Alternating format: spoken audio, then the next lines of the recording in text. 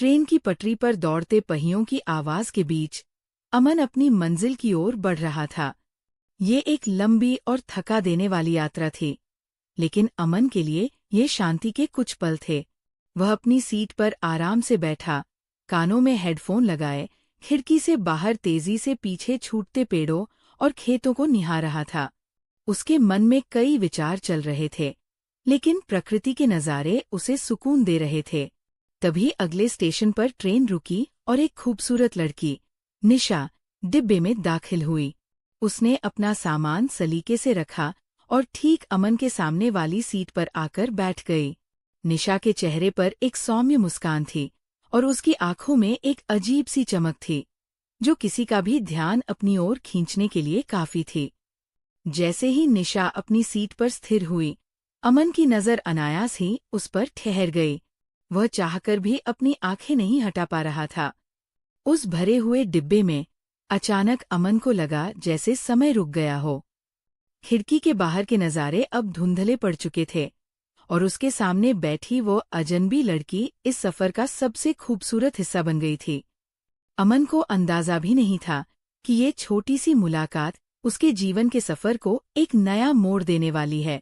सफर आगे बढ़ता गया और कुछ ही घंटों बाद डिब्बे में चाय वाले की आवाज गूंजने लगी। निशा ने चाय की चुस्की लेने के लिए अपना बटुआ खोला, लेकिन उसे एहसास हुआ कि उसके पास छुट्टे पैसे नहीं थे। उसे थोड़ा असहज होते देख अमन ने तुरंत अपनी जेब से पैसे निकाले और मुस्कुराते हुए उसकी मदद की। निशा ने शुक्रिया कहते हुए उसकी ओर देखा और यहीं से उन दोनों के बीच औपचारिकताओं की बर्फ पिघलनी शुरू हुई। अमन की उस छोटी सी पहल ने बातचीत का रास्ता खोल दिया। शुरुआत में मौसम और सफर के बारे में हुई सामान्य चर्चा धीरे धीरे गहरी होती गई। दोनों ने जाना कि वे कहाँ से आए हैं और उनकी मंजिल क्या है। जैसे जैसे ट्रेन की रफ्तार बढ़ती गई, वैसे वैसे उनके बीच की झिझक भी कम होने लगी। जल्द ही वे अजनबियों की तरह नहीं, बल्कि पुराने दोस्तों की तरह एक दूसरे से खुलकर बात करने लगे। उन्होंने अपनी पसंद नापसंद, अपने सपनों और जीवन के छोटे छोटे अनुभवों को साझा किया। अमन को निशा की बातों में एक गहराई महसूस हुई, जबकि निशा को अमन का स्वभाव बहुत सरल और सुलझा हुआ लगा। ट्रेन के शोर के बीच उन दोनों के लिए वो बातचीत एक सुखद संगीत की तरह बन गई थी। ट्रेन का सफर जैसे जैसे रात की गहराई में उतर रहा था, उनकी बातों का सिलसिला और भी दिलचस्प होता गया। उस लंबे सफर के दौरान खिड़की से आती ठंडी हवा के बीच उन दोनों ने अपने सपनों, अपनी पसंद और अपनी जिंदगी के कई अनकहे किस्से एक दूसरे के साथ साझा किए। अमन ने अपनी महत्वाकांक्षाओं के बारे में बताया, तो निशा ने उन छोटी छोटी खुशियों का जिक्र किया जो उसे जीवन में सुकून देती थी। बातों बातों में समय का पता ही नहीं चला और अमन को धीरे धीरे ये महसूस होने लगा कि वह निशा की ओर गहराई से आकर्षित हो रहा है। उसे निशा की हंसी और उसके बात करने का अंदाजा इतना प्यारा लगा कि वह चाहता था कि यह ट्रेन कभी अपनी मंजिल पर न पहुंचे।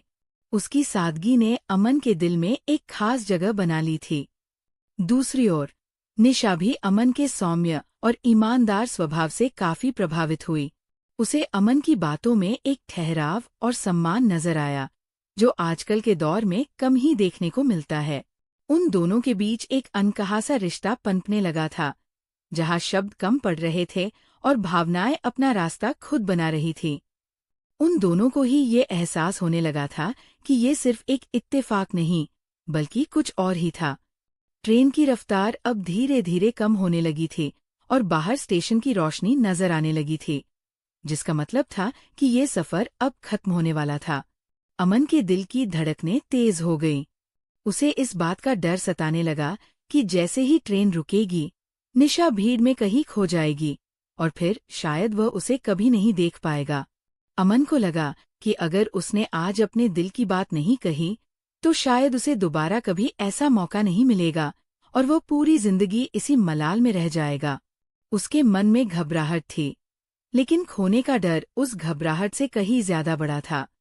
उसने एक लंबी सांस ली और हिम्मत करके निशा की आंखों में देखते हुए कहा, शायद ये तुम्हें बहुत अजीब लगे, क्योंकि हम कुछ ही घंटों पहले मिले हैं, लेकिन सच तो ये है कि मुझे तुमसे प्यार हो गया है। अमन के इन शब्दों ने डिब्बे के उस छोटे से हिस्से में एक पल के लिए सन्नाटा छा दिया।